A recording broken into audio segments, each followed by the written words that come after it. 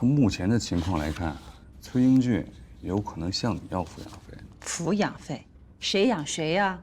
他要有脸要。谁让你的资产跟收入都高他那么多？你看着吧，在未来，离婚案女人倒找给男人抚养费的事情会越来越多。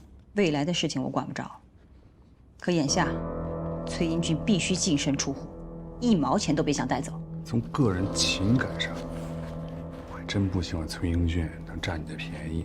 但作为律师，我希望你有个心理准备，这净身出户的官司真是不太好打。不好打也得打，崔英俊必须受到惩罚。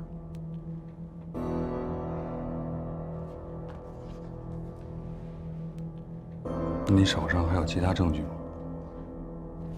这些还不够吗？这远远不够。就凭这几张照片，崔英俊会做出其他解释。你又没有第三方证人，也没有音频视频，法庭采信的可能性会非常低。照你这么说，这些渣男们反而还逍遥自在了。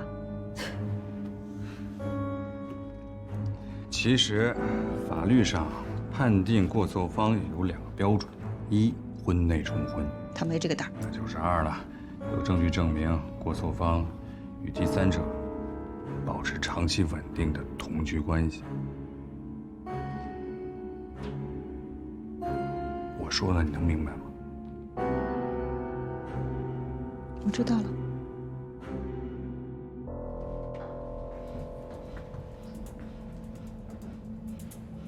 董小鹏今年25岁，明通股份 CEO 董天惠的独生子。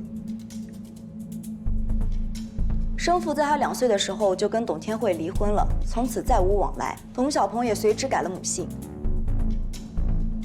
大学毕业后，先后进入3家公司，但没到半年就辞职了。他名下还有一家贸易公司，但经营情况显示是暂停。目前了解的情况只有这些。交警队那边有消息了吗？虽然我无权调用车辆照片，但他们明确地告诉我，今天凌晨那起豪车撞伤外卖员的肇事车辆是一辆白色的超跑，车号是沪 BT5788，车主正是董小鹏。董小鹏涉嫌肇事逃逸，性质比较恶劣，警方也通知了他的家人，如果能找到他，希望他能自首。警方已经立案调查，对董小鹏进行全面搜捕。另外，警方也愿意咱们配合去找人。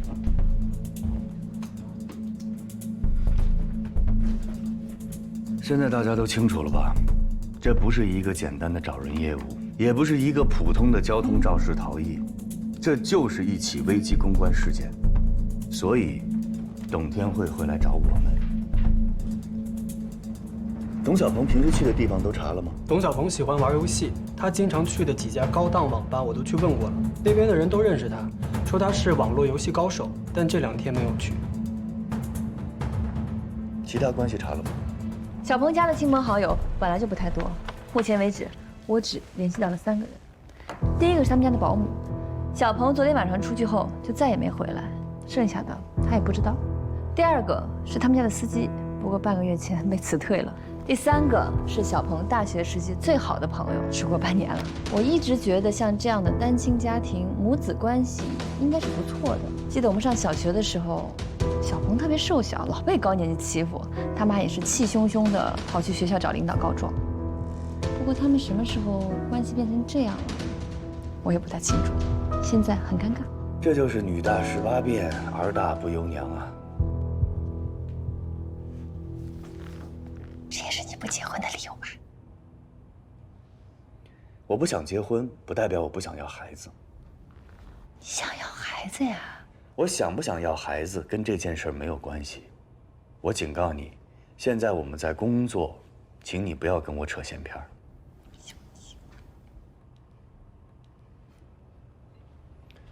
各位，咱们最好在警察找到董小鹏之前找到他，不然我们会很被动。可是我们现在什么线索都没有啊！我有一个办法，可以用 GPS 定位。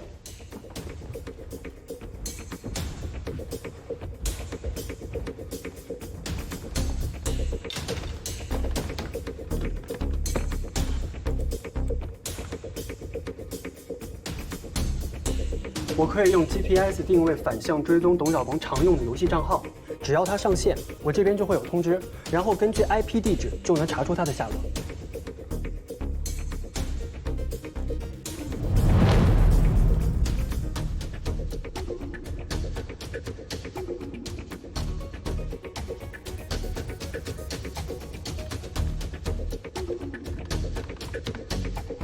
董小鹏在这儿。松江区金水路网鱼网咖。你们俩在这盯着，随时监控董小鹏的行踪。他一旦换了地方，马上通知我们。明白。咱们走。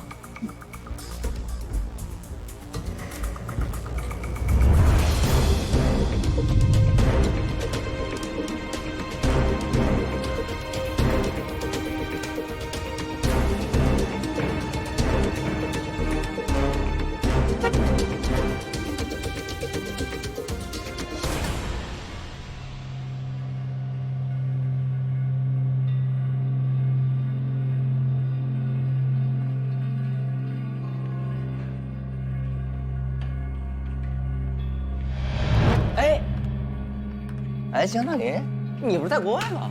叶永福是不是你撞的？你说什么呢？谁是叶永福啊？出了这么大的事儿，你还能躲在这儿玩游戏，你心可真大呀！我真不知道你在说什么。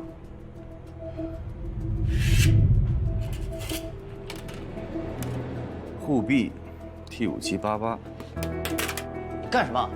这辆车把人都撞飞了，你还有心思在这玩游戏啊？你胡说什么？他什么时候飞了？他就是从那个助力车上睡。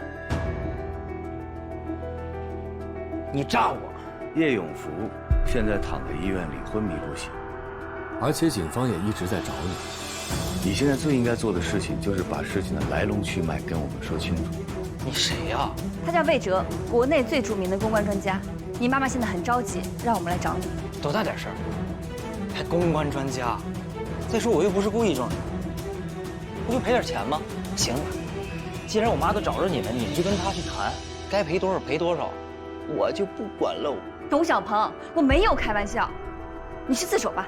该赔多少赔多少钱，我自什么手啊？你俩也是，该干嘛干嘛去，别打扰玩游戏啊。你干嘛？报警。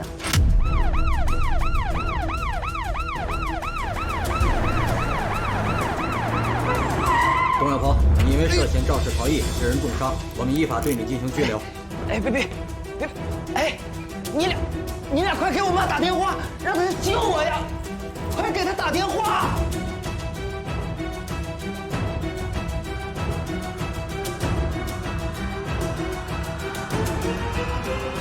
所以小鹏真的太过分了，他撞了人之后没打110，也没打120，不仅不把伤者送到医院，反倒是撒了一把钱扬长而去。他这么做是的，小鹏确实犯了一个低级错误。董总，这不是错误，这是交通肇事逃逸，是违法。魏先生，严重了。警察已经定性了吗？已经结案了吗？我了解我儿子，他绝对不是那种见死不救的人。如果小鹏是一个普通人家的孩子，我只需要去找律师谈就行了。可他不是。我们家是有社会影响的，如果这件事情处理不好，不只是我的名誉受损的问题，明通股份也会受到牵连。你们知道，股市的变化瞬息万千，一个不好的消息传出去，股价就会跌得一塌糊涂。这是我绝对不允许的，所以我需要你们帮我去消除一些负面的影响，适当的增加一些正面的宣传。魏先生，请你一定要理解我，小鹏真的不是那种人，他只是一时的头脑发热，犯了一个低级错误。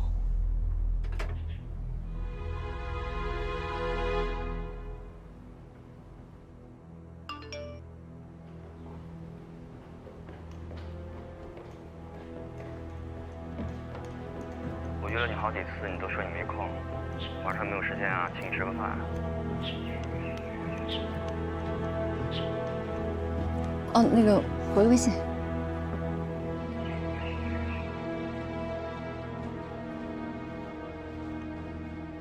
好意思啊。今天晚上我得加班。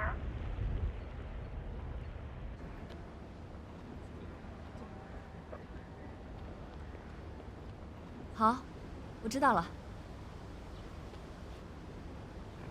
你师兄的电话吧？晚上有约会啊？我妈，天慧阿姨给我妈打电话了，说这个案子办成了，给我们的公关费翻倍。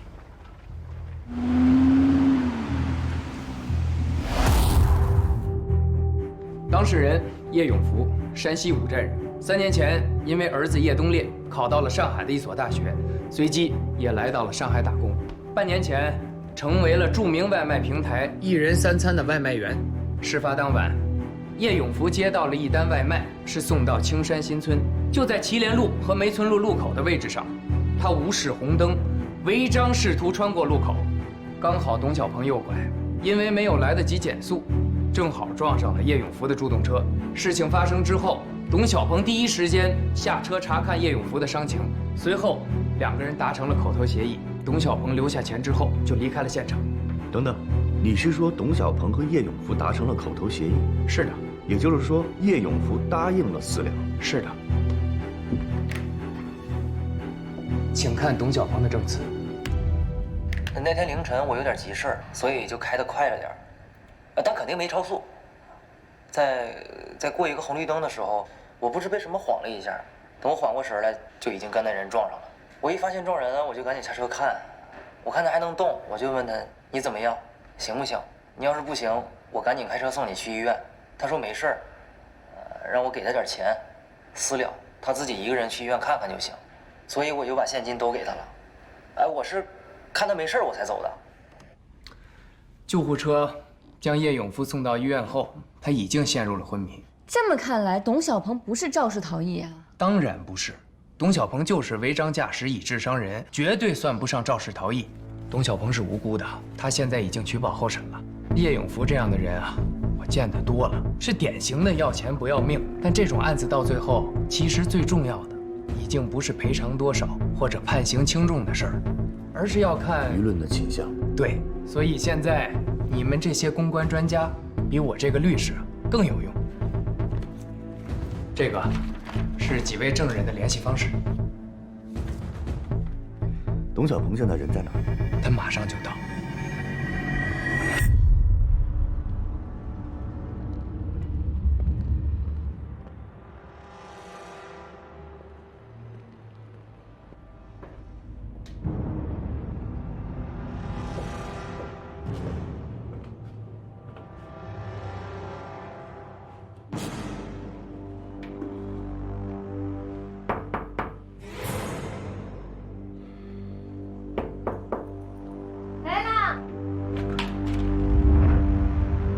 你找谁啊？找你。我不认识你啊。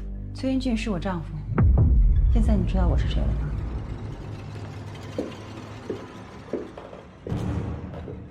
需要换鞋吗？不用，谢谢。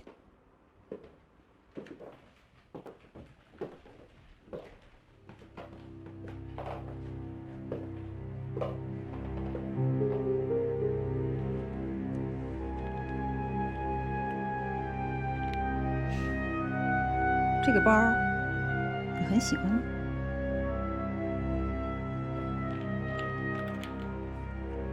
你知道我为什么不用吗？别看上面贴着国际大牌的标，事实上是个 A 货，挺 low 的，假的就是假的。是，这个包是崔英俊送我的，可是我不知道他是你的，你没必要说话这么讽刺吧？你年纪轻轻的干什么不好啊？凭着几分姿色，就想不劳而获了？你说话别这么难听。来上海多久了？看你这样子，应该是有家有丈夫的。孩子是谁的呀？我已经离婚3年了。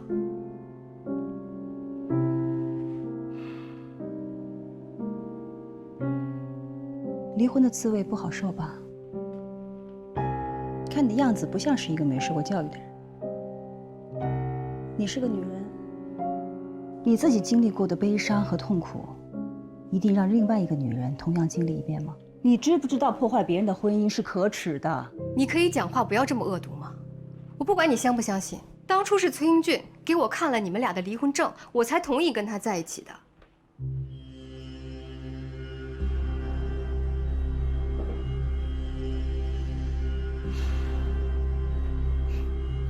那你想说明什么呢？你不相信是吗？好，我现在就给他打电话，咱们当面对证。你不用给他打，崔英俊很快就会和你说明这一切。哎，你想干什么？你把手机收起来！这是我的家，请你赶快离开。你的家？这房子是崔英俊给你租的吧？你不用否认，我看过账单了。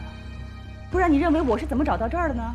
到现在为止，我和他还是合法的夫妻，所以这个房子的使用权有一半是属于我的。对不起，在我的家里，我想什么时候走就什么时候走。如果我不愿意，我就不走。你。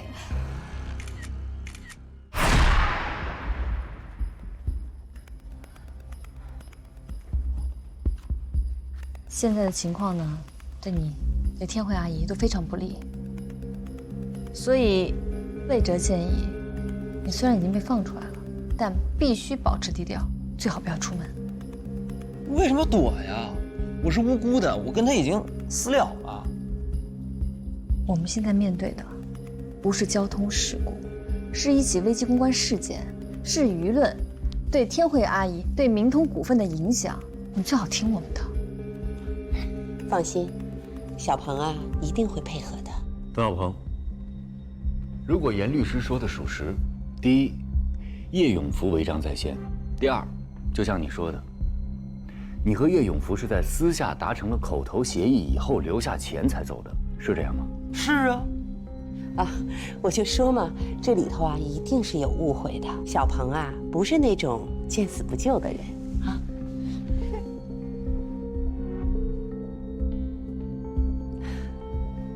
那好。我还有几个问题。第一，那天凌晨，你为什么把车开得那么快？是有什么急事吗？我那是跑车，我一不留神就开快了。一不留神？啊，那天呀，我们俩吵架了，我让他陪我呀去参加一个活动，他不愿意去，然后我就骂了他，所以呢，他一生气就跑出去了。OK。第二个问题。那天在网吧，你为什么没有告诉我们你和叶永福已经私了了？我那会儿都被你们问懵了，后来警察都来了，我上哪有时间说这个去？为什么把车牌摘了藏起来？我害怕呗，毕竟是撞人了。我其实那会儿就是头脑一热，心里有点虚。哎，我知道我错了，我以前干了挺多不靠谱的事儿，可是这次我是真的跟叶永福私了了。他同意了我才走的，你们得相信我呀。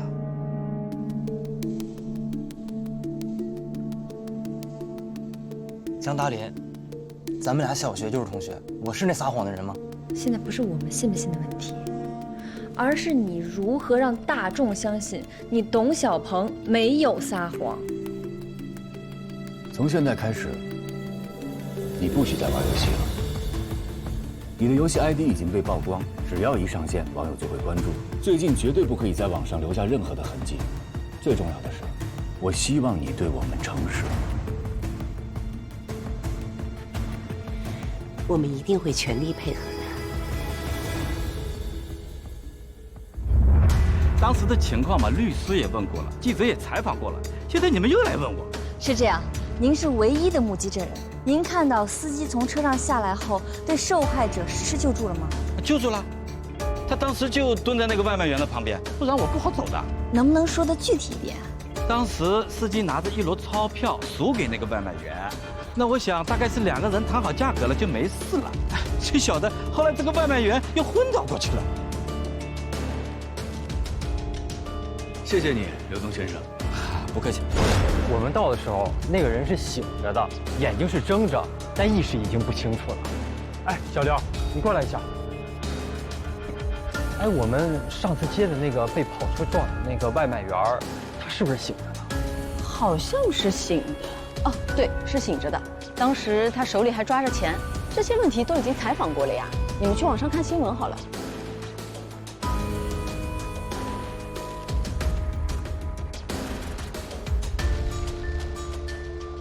董小鹏取保候审的稿子，你们能不能缓一缓再发？我知道，但我建议你们的立场可以再客观一点、公正一点。案情还不明朗呢。好的，你们不要再催了，我们正在收集相关的材料，稍后一定会对外公布正式声明的。我不需要水军，我要的是水淹七军。你赶紧给我想办法把这热度给我降下去。你也知道，现在有些网友很喜欢自说自话，提前审判，这样不公平啊。Hello， 大家晚上好。啊，师兄你怎么来了？每次约你，你都说你忙要加班，所以我这次就不请自来，得问一下。啊，这是我师兄谭金凯，路易斯安东。师兄好。师兄好。你们好。哦，对了，给你们带的宵夜，慢用。谢谢啊。谢谢。你们先忙。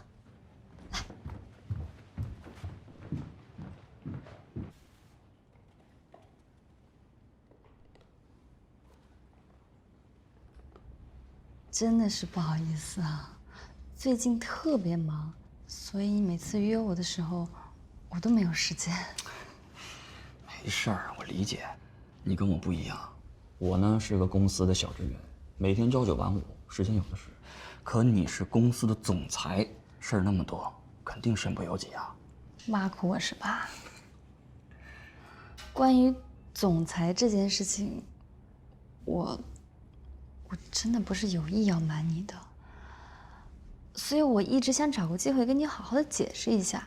那天我们在飞扬集团的时候，不用解释了，你这么做呢，肯定是有你自己的道理。其实上大学的时候就看出来了，你不是一个一般的女孩。你看，从前在辩论赛上输给我的小学妹，如今是这么大一个公司的老板，真好。不知道有没有机会给你打工啊？你还说你故意的是吧？没有啊。饿了吧？吃点东西。谢谢。That man who can speak 2 languages, we call him bilingual, right? Yes. And that man who can speak 3 languages, we call him Trilingual. That's so good. You're more funny. She's hilarious. You have to marry her, and that is an order.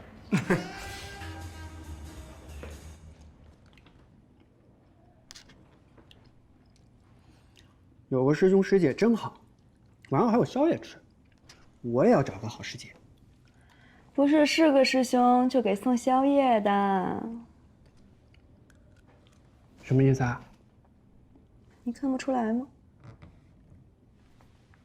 我老大。大林，我这儿来看看你。你这么忙，我就不打扰了，先走了啊。行，那我送送你。飞水老师好。你好。走吧。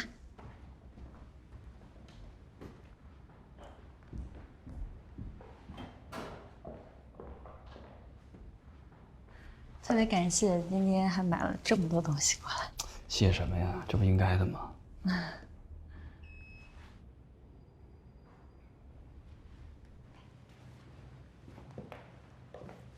再见。拜拜。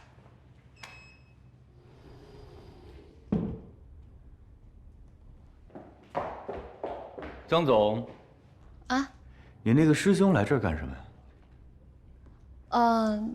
他说他来看看我，给大家送点夜宵什么的。啊，对了，那个蛋糕看起来还蛮好吃的，你吃一块啊？哎，坐这儿，咱们聊两句。我还有事儿呢。坐这儿。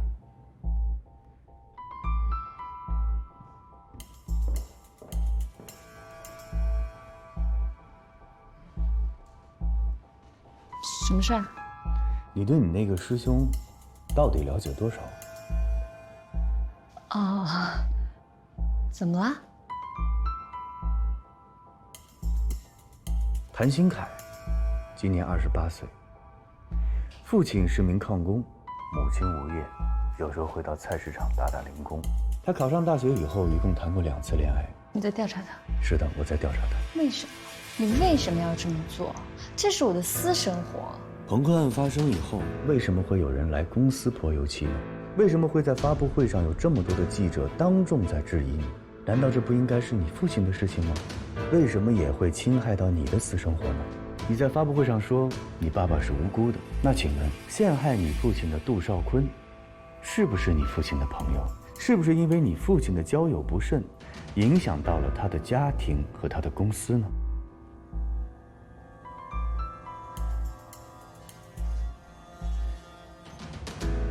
请你记住，你是个总裁，你的私生活很可能会影响到公司的利益。我调查他，是为了保护你。谢谢你，魏哲老师。无论你出于什么原因，现在都做了什么事情，我希望这件事情到此为止，你别再调查他了。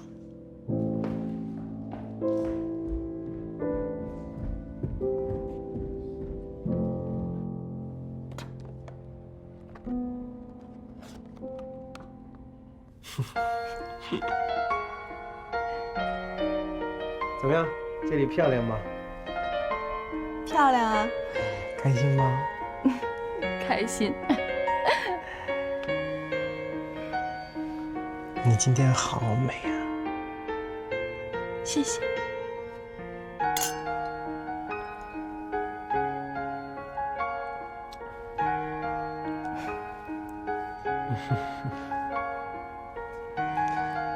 今晚就留在我这儿好吗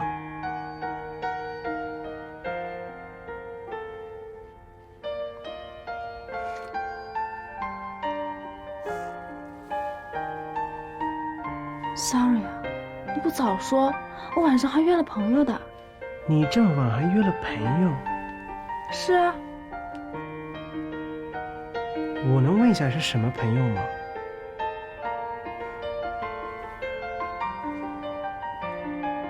保密。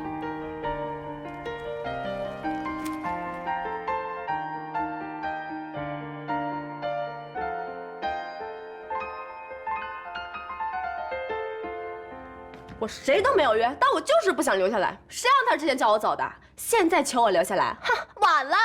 这就叫做一报还一报。你是没看到他那个表情啊？我现在光是想想就觉得爽。哎，你这是谈恋爱还是斗心眼啊？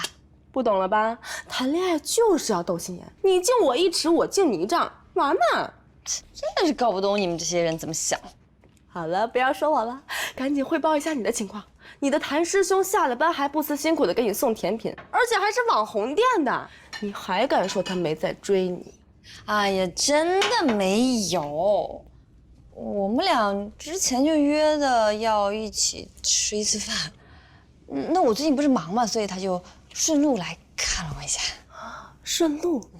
我没记错的话呢，那家店离你公司有10几公里，而且光排队就要2个小时，这叫顺路呀？我看你心里早就乐开花了吧？哎呀，你快点跟我讲一讲，到底是什么感觉？当他出现在你公司的那一瞬间，你是不是觉得特别的惊喜？惊吓！我今天才知道，魏哲一直在调查谭新凯。啊？魏哲调查他干什么呀？魏哲对你有想法？什么？这可有意思了！你们还没有开始就已经成三角关系了？什么三角关系啊！不要胡说八道！你这人怎么这么八卦的啊？赶紧吃饭。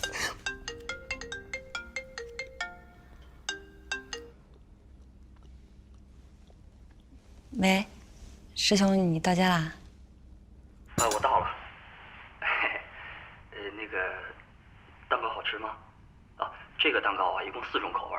我呢，特意选了个樱桃味的，据说是最受欢迎的，也不知道你喜不喜欢。啊，我挺喜欢的，谢谢哈。不客气。哦，对了，这周5有一个校友会，不知道你有没有兴趣参加？校友会啊，我去合适吗？瞧你说的，怎么能不合适呢？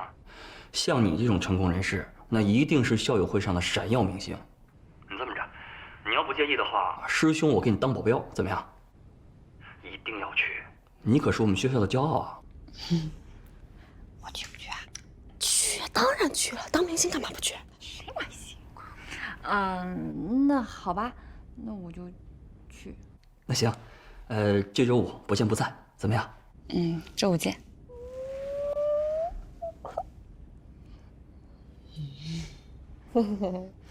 周5你陪我一起去。你想什么呢？不，校友会肯定有很多我们的同学都去啊。我才不去当电灯泡呢。豪车撞坏外卖员事件，目前有了新的进展。外卖员叶永福至今在医院昏迷不醒，而肇事者董某也因肇事逃逸证据不足。昨天下午已被警方允许取保候审，但警方仍在进一步对此案件进行调查取证。大量网友发表了不同意见和质疑，相关情况我们也会追踪报道。我们费尽心思，总算是让这条新闻没上热搜，但在本地论坛上还是有很多人在讨论这件事儿。而本地论坛发布的带视频的微博转发量也已经超过了3万。朋友圈还有人在转发。我早上坐地铁来公司，很多人都在聊这件事儿，说董小鹏见死不救，丧心病狂。现在这个时代，人人都是自媒体，想要压住一条新闻，根本不可能。这都是因为董小鹏的身份，明通股份总裁的儿子，开的又是豪车，你换一个开破车的撞了试试？Stella， 有件急事要找你帮忙。你说。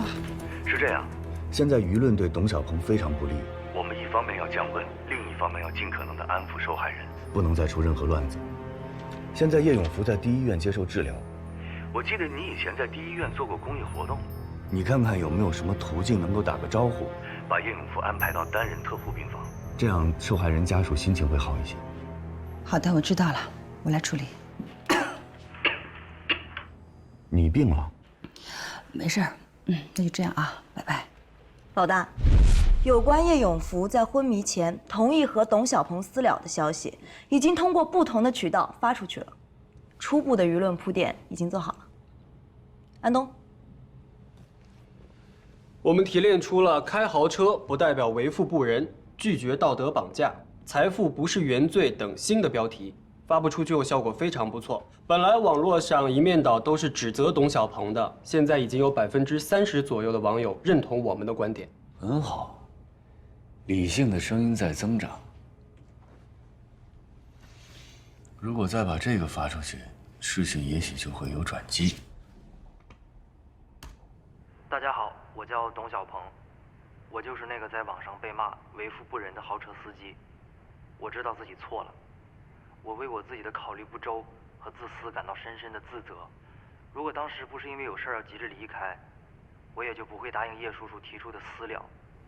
虽然当时他意识很清醒，但我还是应该及时的把他送到医院。我知道现在说什么都没有用，在此，我诚心的向叶永福叔叔和他的家人道歉，对不起。我承诺，叶叔叔所有的医疗费。没想到你年纪轻轻的还认识我们院长啊，还能让他给你调到这间特护病房。我告诉你啊，就这间病房，可不是有钱就能住的。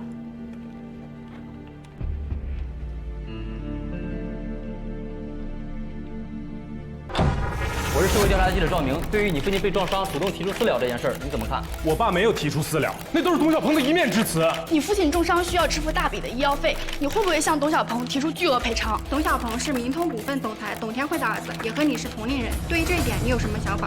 你会不会因此而愤愤不平？他是谁的孩子，我不关心，我也不想知道。我现在只知道我爸还躺在病床上没醒过来呢。我希望你们别打扰他，要挖新闻到别处挖去。哎，你这什么态度？公众有知情权，我们需要知道真相。什么真相？你们这些记者就知道帮董小鹏这样的有钱人说话，他说什么你们信什么啊？你别拍了，听见了吗？别拍了，别拍了，别拍了！把手松开！你再拍我给你砸了，信不信？你就拍了，你砸一个试试。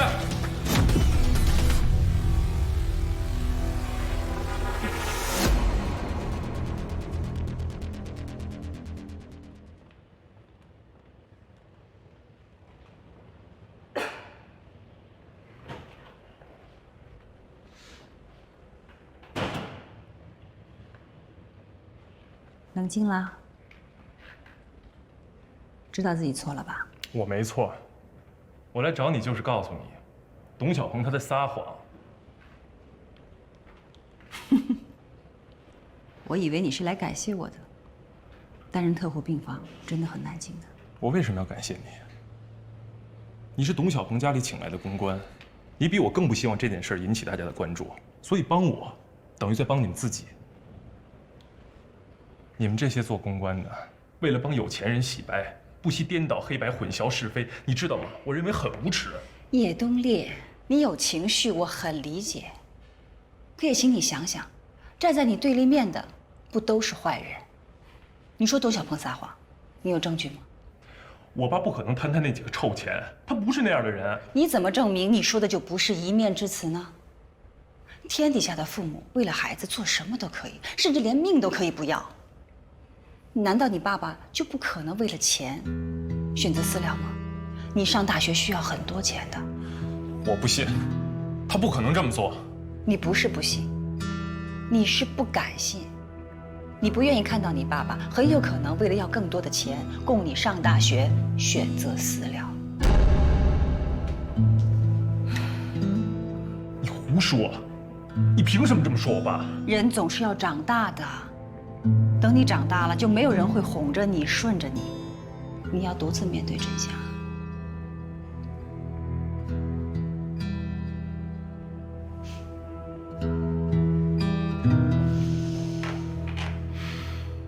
好好休息一下，冷静冷静。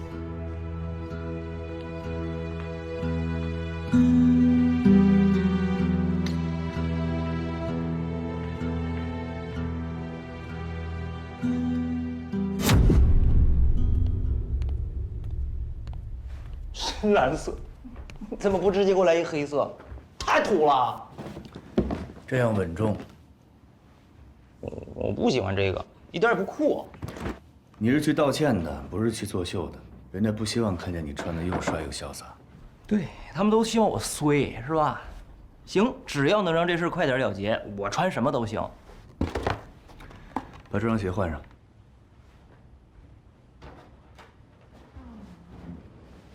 我不是都道过歉了吗？视频都录了，干嘛还得到医院再道一回歉呢？道歉是分步走的，视频道歉是针对网友的，对待受害人必须去当面道歉，才显得有诚意。听女的，哎，那个送外卖的还没醒呢，是吧？是的。你说他会不会再也醒不过来了？那你就麻烦了，他要是醒不过来，就没人能证明你说的是真的了。那也没人能证明我说的就是假的。你这都多此一举，你就应该直接找那姓叶的聊价格。他们这帮人每次都这样，开始义愤填膺、喊打喊杀，到最后都是为了钱。我求你，赶紧给他点钱，这事也就算完了，别老成天这么折磨我。太恶心了。现在看起来起码不像个坏人。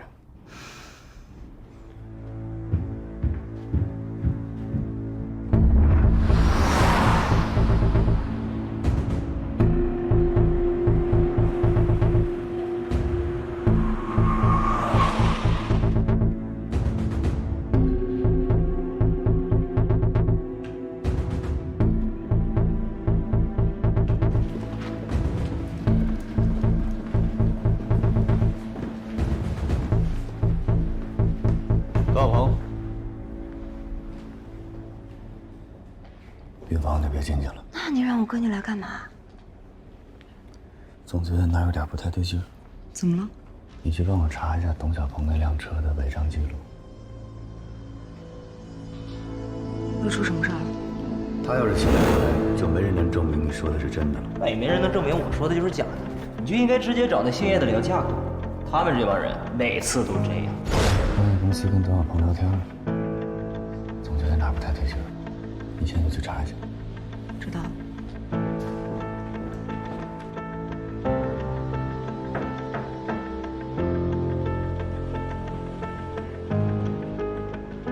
叶东烈，你好。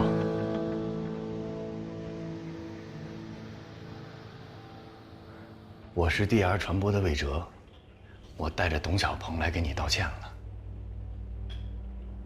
出去。叶东烈，董小鹏是真心实意来给你道歉的。我不接受，他道歉我不接受，你叫他出去。咱们冷静点行吗？你看，叔叔还在这躺着呢，咱们在叔叔面前这么大吵大嚷的，也不太合适吧？